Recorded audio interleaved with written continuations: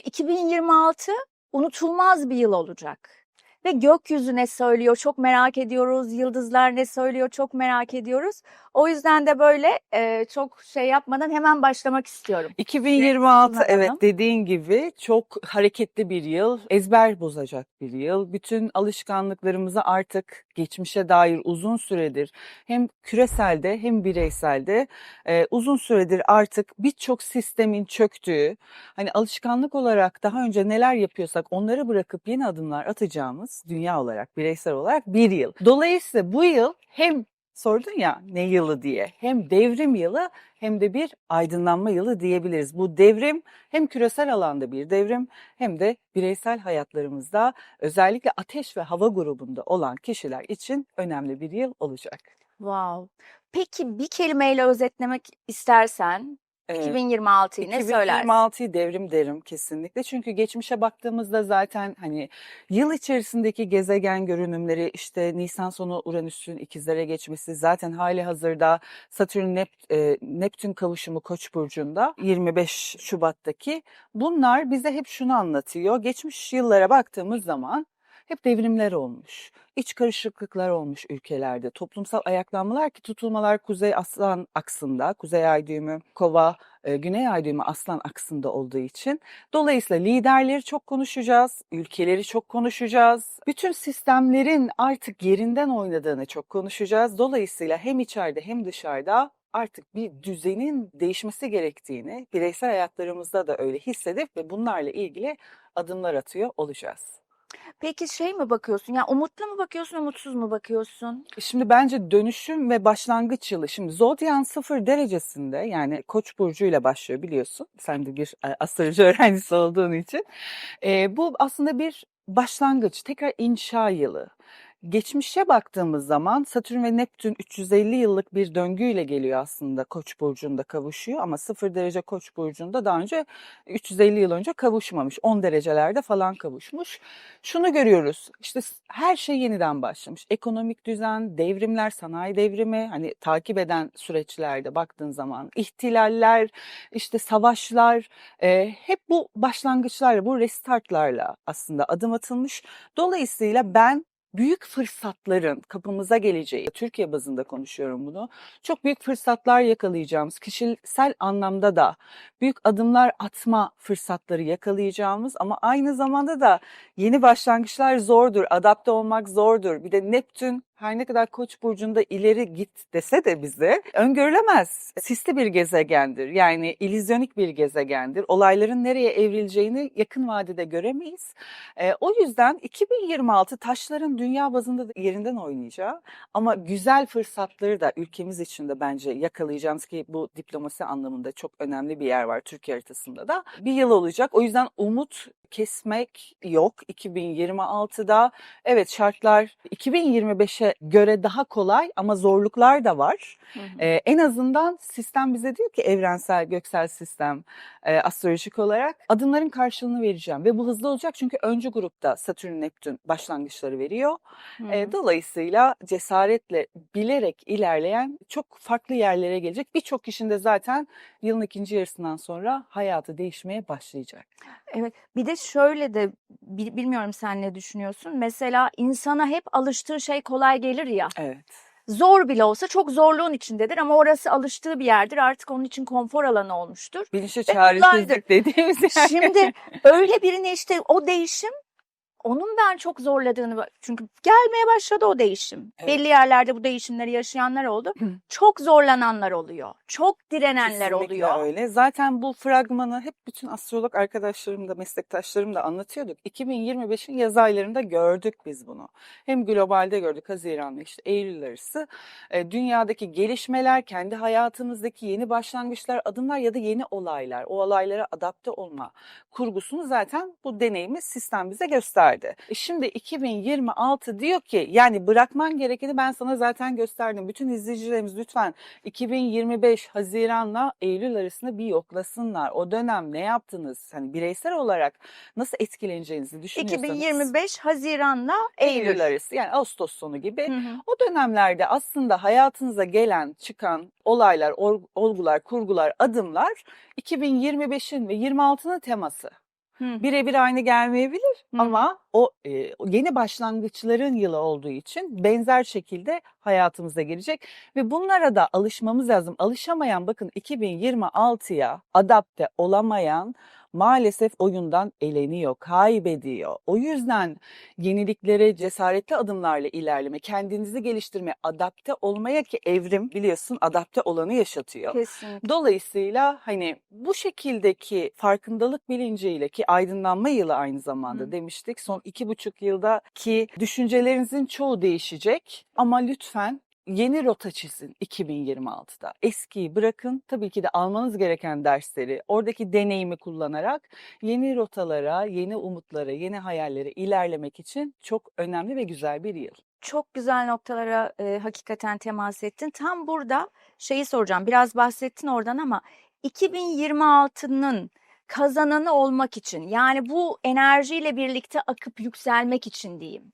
Hani kaybetmesin de kişi, yükselsin. Ben bu enerjiyle birlikte nasıl akarım diyorsa sen ne öneriyorsun? Şöyle bir kere, şimdi her şey değişiyor. Bütün taşlar yerinden oynuyor. Yani dünyada, globalde, şöyle söyleyeyim, yani hani bazı ülkelerin, bazı yapıların karıştığını da göreceğiz. İşte ayrışmalar, toplaşmalar, ülkeler arası gerilimler, toprak bütünlüklerinde değişimler, bunun yanında ekonomik sistemde değişimler ortaya çıkacak. Sığındığımız limanların aslında Uranüs Boğa'da son 7 yılda maddi olarak, hani evet, işte bir ev, bir maaş, işte bir meslek, bir diploma, bunların Uranüs Boğa burcundan geçtikten sonra artık bir illüzyon olduğunu, her an her şeyin hayatta olabileceğini bize Hepsi gösterdiler. bunlar Evet. gitti. Yani şunu fark ettik. Hayatta her an her şey olabilir. Hiçbir şeye güvenmemek lazım. Güvenlik alanlarımızı her an taze tutmamız gerekiyor. Şimdi Uranüs ikizlere geçince bize ne anlatacak? Esnek ol. Bakın, bilgiyi elinde tutan kazanır. Doğru bilgiyi ama. Çünkü çok çöp bilgi, dejenerasyon, dedikodu, işte yapay zeka ile üretilmiş, özellikle Nisan'dan sonra çok fazla haber dolaşacak global Bilgi piyasadan. kirliliği, Evet. dezenformasyon. Dolayısıyla doğru bilgiyle hareket eden, adım atan, işe yaramayanı bırakan ve yeniliğe kendini açan, bu alanda kendini eğit diyor Satürn çünkü. Satürn Koç'ta, hadi yürü Allah yürü diyor ama bir de diyor ki eğitim istiyorum ben burada. İtikat istiyorum, sabır istiyorum, sabahat istiyorum diyor. Yani dolayısıyla 2026, 2,5 yıl döngüsüyle, Satürn döngüsüyle beraber yeni işleriniz, adımlarınız, başlangıçlarınız, hayatımı ben yeniden kurgulamak istiyorum. Bıktım bu hayattan dediğimiz yerlerdeyseniz eğer, hani öyle burçlar Hı hı. ya da hayatlar yaşıyorsanız, işte 2026 sizin yılınız. 2,5 yılda, yani 2 yıl diyelim, Satürn Boğa burcuna geçene kadar, 2028'e kadar burada attığınız adımlar çok önemli. Çünkü 2 yıl sonra hayatınızda gerçekten istediğiniz konfor alanı yaratma potansiyeline sahip olabilirsiniz. Sistemine sahip olabilirsiniz. Tam o sistemleri kurma zamanı. Kesinlikle öyle. Zaten dünyada şey etkisini de görüyoruz. İşte bak, İran'da olan olaylar, Grönland, bugünlerde Davos'ta Grönland'i çok konuşulanlar. konuşacağız. Net çok konuşacağız. Çünkü baktığımız zaman, yani akslara, haritalarda özellikle tutulmalar, işte gezegen geçişleri Grönland üzerinde daha yıl sonuna kadar hem Rusya tarafından hem de Amerika tarafından, Trump'ın haritası da Şu an tetikleniyor zaten çünkü. ikisi de ayrı ayrı konuşuyor. Bir taraftan Putin bir şey söylüyor, bir taraftan Trump bir şey Neden söylüyor. ama biliyor musun? Aslında şu var. Şimdi yapay zeka Uranüs'ün İkizler Burcu'na geçmesiyle birlikte devrimi asıl o zaman yapacak. Yani yine bunu yaz aylarında, 2025 yaz aylarında biraz yüzünü bize gösterdi.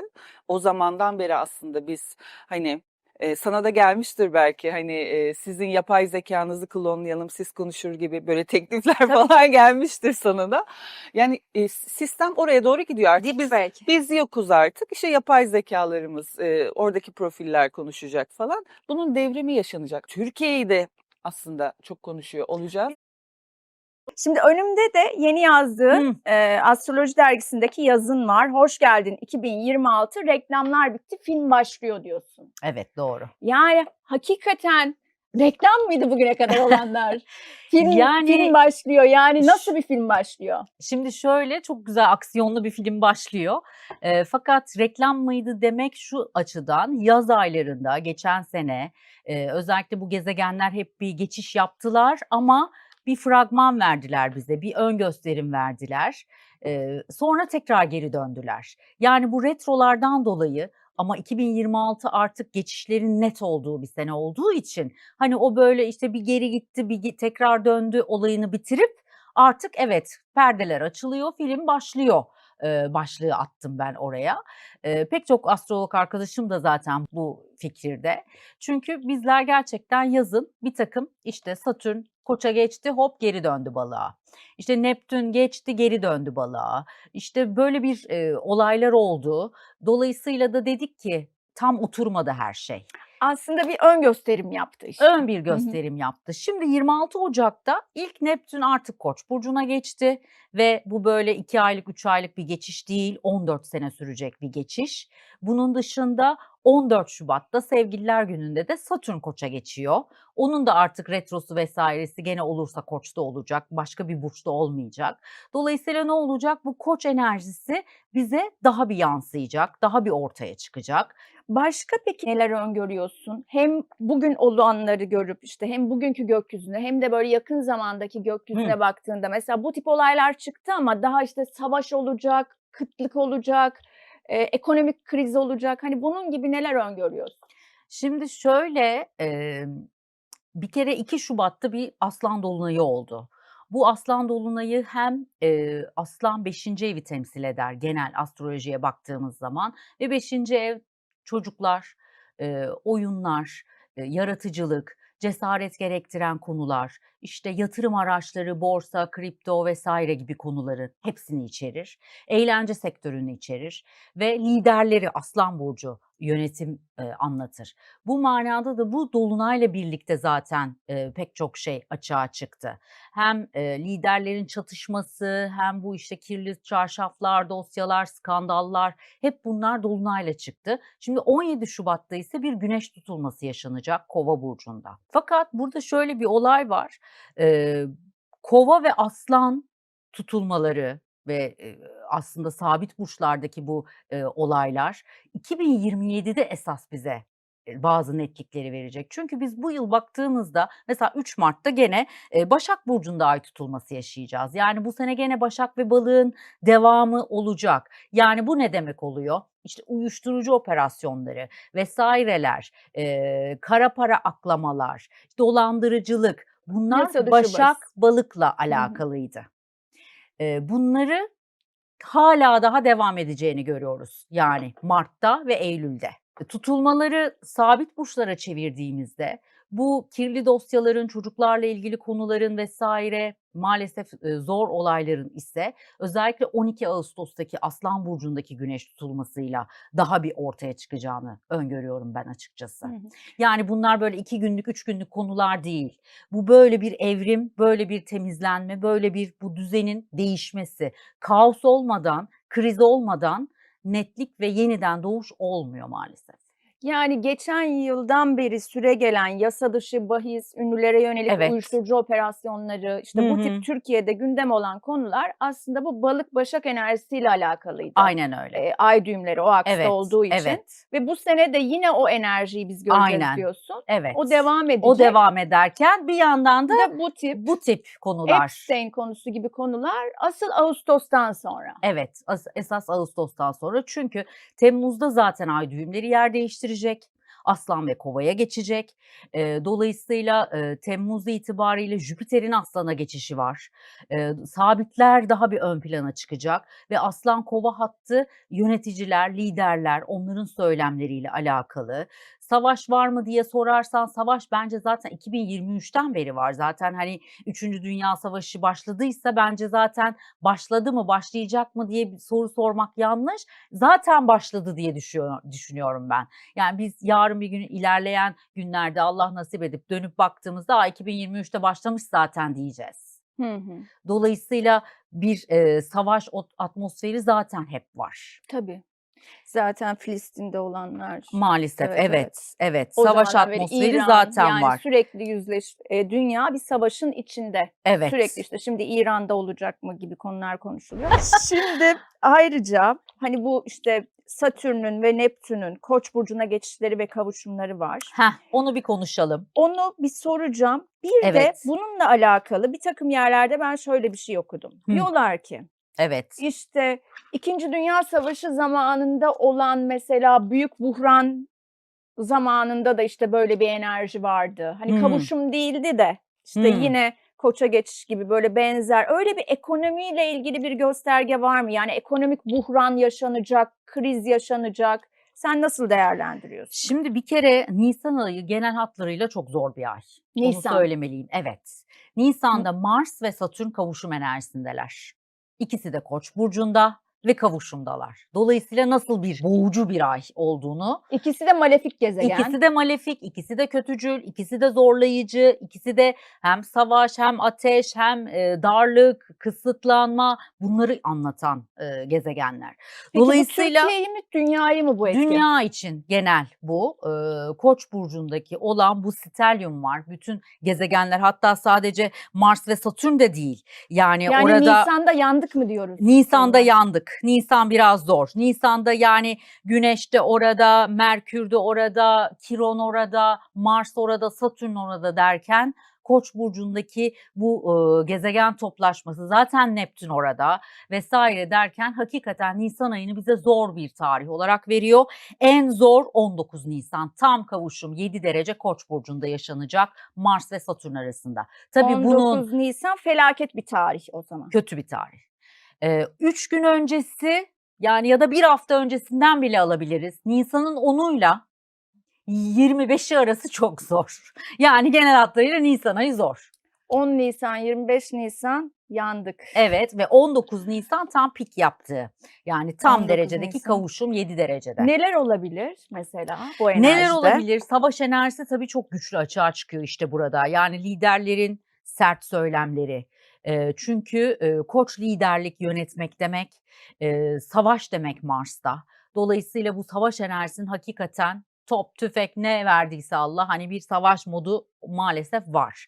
Gene yangınlarla ilgili konular maalesef gündemde. Peki Çünkü bu mesela patlama, Mars'a yangın. Satürn bu şekilde eşlik edince nasıl bir etki yapıyor? İkisi İşte birlikte nasıl ikisi tepki var? birlikte zaten, Hı hı. ikisi birlikte Koç'ta ve bu gezegen toplaşması ateş elementi olduğu için ateş elementi de sıcaklık, patlama, ateş, yani bütün bunlarla ilgili konuları, mevzuları önümüze getiriyor maalesef. Nisan ayında gerçekten çok dikkatli olmalıyız. Kalabalık Yangınlar, yerlerde patlamalar, bulunmamalıyız. savaş, Terör, hepsini içeren konular Nisan ayında çok maalesef ortada. Evet, bayağı yani Bayağı üzücü kötü, bir. Peki bayağı o süreçte üzücü. mesela şey gibi bir şey çıkarabiliyor musun? Yani şöyle davranmak gerekir gibi. Hani buna hazırlıklı olalım, evet. Ya da şöyle Şimdi davranalım gibi bundan önerilerin önce var mı? 12 Nisan 15 Nisan arası bir iyileşme, Venüs ve Jüpiter'in bir seksil açısı var. Burayı bir böyle barış çubuğu gibi kullanılabilir. Bir arabuluculuk gibi kullanılabilir. Yani o kızışmış enerjilere böyle bir tatlılık getirilebilir. Bir barış, bir uyum, bir olumluluk katılabilir. Burada hava güzel esecek 12 Nisan'la Evet, 15 orada bir Nisan. ılımanlık, bir yumuşama var ama genel hatlarıyla Nisan ayı gerçekten zor şartlar altında dünya olarak. Daha Venüs geçişleriyle karşı karşıya kalacağız. O yüzden bence köprüden önceki son çıkış 1 Nisan'da da önemli bir dolunay gerçekleşirken ben-biz dengesini tartıp biçmeli, bize hizmet etmeyenlerden virgül değil nokta koyup benliğimizi kurtarmayı seçmeliyiz. Şimdi bir de Şenay Hanım, daha yeni işte Merkür Retro'dan çıktık. Hatta gölgeli günlerindeyiz bildiğim kadarıyla. Ama artık ileri gidiyor. Hepsi ileri, yani tüm gökyüzünün ileride olduğu bir şeydeyiz. Bu Aynen nasıl öyle. bir etki yaratır hayatlarımızda? İşte bu bize diyecek ki geçtiğimiz sene Mart ayından bu yana seni zorlayan, sınandığın, üstüne gidemediğin, ağırlığının altında kaldığın her şeyden nasıl ki çöplerimizi atıp arınıyoruz, arınma zamanı. Hayal ediyorum. Hayal ediyorum benim milyon dolarlarım olsun. Var mı öyle çalışmadan kazanmak? Emek vermeden, bedel ödemeden var mı? Kendi hakkımıza girmeden sınırlarımızı çizmemiz, hayali gerçeğe taşıyabilmek için adım atmamız gereken bir dönem bu. Şimdi Gökyüzü o bize adım bir atamayanlar, armağan veriyor. cesaret edemeyenler geçmiş olsun. Geçmiş olsun. Hayat sen öğrenene kadar seni kişiler değişse de benzer olaylarla sınamaya devam edecek. Hayat cesurları sever diyor gökyüzü bize. Şimdi Hı hı. cesaretle kendi hayatlarımızı olması gereken noktaya taşıdık. Hedefi olmayan, sürekli onun bunun etkisi altında kalan, gölgelerle yaşayanlar hiçbir zaman ışığı görebilecek cesarete sahip olamazlar. O yüzden şunu unutmayalım. Biz seçebilen, iradesi olan, hayatın içerisinde zorlukları, acıları kalbinde yumuşatan varlıklarız. Bunun bilinciyle kurban psikolojisinden çıkıp yenilenmek için sen çaba göster, ben sana karşılığını vereyim diyor gökyüzü. Evet. Bir de şimdi siz anlatırken ben bir taraftan düşünüyorum arkadan. Son dönemlerde yaşanan şeyler çok güzel fotoğraf gibi böyle çekiyorsunuz sembollerle hakikaten. Rehberliğiniz için kalpten teşekkürler bir Var kere ol. daha. Şöyle bir şey canlanıyor kafamda. Mesela bu yine balık olan dönem fazlasıyla spiritüel danışman adı altında ama şarlatan diyebileceğimiz enerjileri de yarattı. Hem de nasıl. Şimdi bugün onların uyanışı da başlayacak diyebilir miyiz? Yani insanlar bir hani mesela manifest enerjisi bu dönemde çalışabilir mi sizin anlattığınıza göre? Tam anlamıyla bunu söylüyorum. Bakın insanlar boyut kapısı açıldı dedi ya. Ya boyut kapısı yol geçen hanıma gelene gidene açılsın. Şimdi bir gün Erhan'la biz bunun üzerine bir yayın yaptık. Daha da yapmakta faydalı Bir gün olacağını inşallah düşünüyorum. beraber de Beraber yapalım. yapalım. Maalesef insanlara büyü yaptırdılar. Benim bilenler bilir okurlarım. Falcılara ve bu tarz şeylerle, büyüyle ilgilenen insanlara bende hiç olumlu bir bakış açısı yok. Kavram çok net. Her yeni ayda bilmem ne, her dolunayda bambaşka şeylerle insanlara ruhlarını kaybettirdiler. Şu anda işte o yalanın, o yanlışın farkındalığı çok yüksek bir bilince, bir bilinç sıçraması yaşadığımız bir dönem bu. Uyanacak insanlar. Duan, söylemler, sözlerin gücü. Buna ister dua de, ister manifest de, adına ne dersen de 1000 tane isim bulabiliriz. Ben hiç o arasında da değilim. Öyle 7 yazmakla da olmuyor o işler. Sayı sekansları Türk İslam kültüründe ebceddir. Sen kendi isminin sayı sekansını öğrenir. O yılın numerolojik sekansıyla birleştirirsen de Tesla'nın kullandığı gibi çok önemli başarılara imza atabilirsin. Hangi sözümüzü yaşamadık? Hangi korkumuz gerçeğimiz veya imtihanımız olmadı? O yüzden bugünlerde beddua etmeyin. Bedduadan, öfke enerjisinden, geçmiş kızgınlıkların yüklerinden yüreğinizi arındırın. Olmasını istediğiniz niyeti, duayı, manifesti yapın. Yüce Yaradan'ı şahit tutup sonsuz zamana mühürleyin ve evet de mutlaka onaylayın diyorum sevgili izleyenlerimize. Bir de size anlatırken şu sebeple mesela orada sordum bu soruyu. Hani dediniz ya sadece işte şu kadarım olsun demekle olmayacak iş. Senden hareket de bekleyecek Aynen gibi öyle. bir şey dediniz. Şimdi bu niyeti yapıyor kişi. Diyelim ki bu manifesti, bu niyeti, bu duayı adına ne dersek diyelim. Hı hı. Ama bununla ilgili harekete geçmesi gerekecek. Bu Aynen yeni öyle. enerji de öyle. Aynen öyle. Adım atacak. Çok giyerek zayıf kalabilir miyiz? Boğazını tutacaksın, sporunu yapacaksın yani. Yine az önce biraz konusu geçmişti ama ayrı bir soru olarak sormak istiyorum. Altındaki sert yükseliş ve düşüşler için gökyüzü ne diyor? Bu daha devam edecek mi? Ne olacak? Edecek. Haziran'ın ilk haftasına kadar özellikle iniş çıkışlarla karşı karşıya kalacağız ama uzun vadeli yatırım planlarına odaklananlar için yatırım tavsiyesi olmamakla beraber altın her zaman değerini koruyacaktır. Rezervler özellikle altın lisansına sahip kurum ve kuruluşlarla ilgili olaylara yapılacak yaptırım ve müdahaleler Haziran sonrasında dengelerin yerli yerinde olmasını sağlayacak. Dijital paralar, kriptolar, Ethereum'la ilgili noktalarda sert kararlar, sert düşüşler, büyük kayıplar ve trajedik olaylar söz konusu olabilir. Bu yüzden mutlaka piyasaları doğru yönlendiren, işinin uzmanı Hı hı. kişilerle hareket etmek faydalı olacaktır. Çünkü ben kendi haritamda bile finansal astroloji analizimi takip ederken işi gücü bırakıp tamamen oturmamız gereken bir dönem. Ay düğümleri ve Mars'ın devrede olduğu döngülerde yatırım planlarını anlık dürtülerle düştü şimdi kazanacağım, kısa vadeli olana yapmak kayıpları ve beklenmedik zorlukları beraberinde getirir bu dönemde. Vergiler, dijital paralar, Ethereum'la ilgili alanlar, gümüşün çok değerleneceği enerjiler ve yeni para birimleriyle ilgili oluşumlara gebe yılın ikinci yarısı.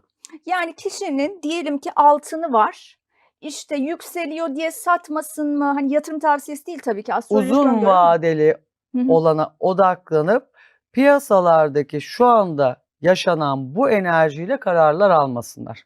Evet. Çünkü kazanacağım derken kayıpları ve sonrasındaki pişmanlıkları çok büyük olur. Evet. Gümüşte de aynı şey, altında da aynı şey.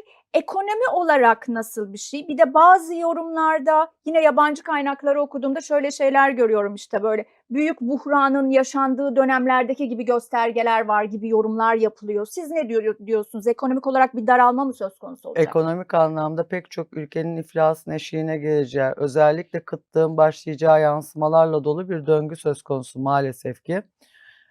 Tarıma yatırım yapmayan, toprağa yatırım yapmayan ülkeler benzinle ilgili konularda ciddi krizler yaşanacak bir süreç. Türkiye yine bu süreci daha az dünya ülkeleriyle kıyasladığımızda bakın Amerika'yı, Almanya'yı, özellikle Japonya'daki ekonomik anlamda yaşananları çok yakından takip edelim. Pek çok ülkede isyan noktasına gelecek toplu işten çıkarmalar ve özellikle yapay zekanın pek çok meslek grubunu manipüle etmesiyle ciddi isyanlara tanıklık edeceğimiz bir ekonomik kriz söz konusu. Ve bu ekonomik kriz sadece bu yıl için geçerli değil. 2028 ay düğümlerinin etkileri tutulmaların yansımasıyla yoğun bir şekilde devam edecek. Dış kaynaklara bağlı ülkeler kendi içlerinde yetersizlikleriyle ve geçmiş politikalar bundan dolayı çok sorgulanacak. Yani ezber bozduracak derken hakikaten çok düşüncesizce Gerçekten başladı da. yapılan her şeyin karşılığı karşımıza trajedilerle çıkacak. Mesela geçenlerde böyle işte çok giydiğimiz bir markanın mağazasına gittim. Yine Türkiye'deki ünlü bir alışveriş merkezinde. Bir tane kasada görevli bulamadım. Her yere şey koymuşlar, kendin okutuyorsun. Hani self kasa gibi kendin okutuyorsun, işte şu ceketi alıyorsun diyelim ki kendin okutuyorsun, alıyorsun. Baktım 6-7 tane öyle. Hani belki vardı bir tane şeyin uç tarafında. Eskiden 10 tane kasa oluyorsa şimdi bir kişiyi bırakmışlar. Diğerlerinin hepsi alın, işte bu oradaki 9 tane kişinin işine son verilip orada 9 tane makinenin konması demek. Hani böyle böyle bunun çoğaldığı. Çok O gün orada trajedik. onu düşündüm. Dedim ki şimdi bakın dedim, mağaza görevlisi yok dedim. Böyle böyle ne olacak mesela orada o gün 9 tane o şeyden olduk biz örneğin. Kasa Evet, bak görevlisinden. 9 kasa görevlisi, eşi, sevgilisi, ailesi, bakmakla sorumlu olduğu insanlar, devam ettirmesi gereken bir hayat varken yapay zekanın karşısında ne oldu gitti. Yapay zeka ile ilgili lütfen su tüketimine de iyi baksınlar. Enerjiyi böyle harcadığımız bir süreçte bunun yaptırımı olacak ama ille insanoğlu, gerçi Nemrut da dersini almadan bu dünya aleminden gitti. Kalbi mühürlü olanlara zaten bizim hitap edebilme gibi bir şansımız yok ama gerçekten geç kalmadan uyananlardan olalım. Çünkü bedeli çok ağır oluyor. Ekmeğinden oldum, yapay zeka, bir insanın ürettiği sistem, siber savaşlar diyorum bakın. Robotik, cerrahiyle ilgili konularda sağlık dünyasını alabora edecek enerjiler de yıl sonuna doğru kapımızı çalacak.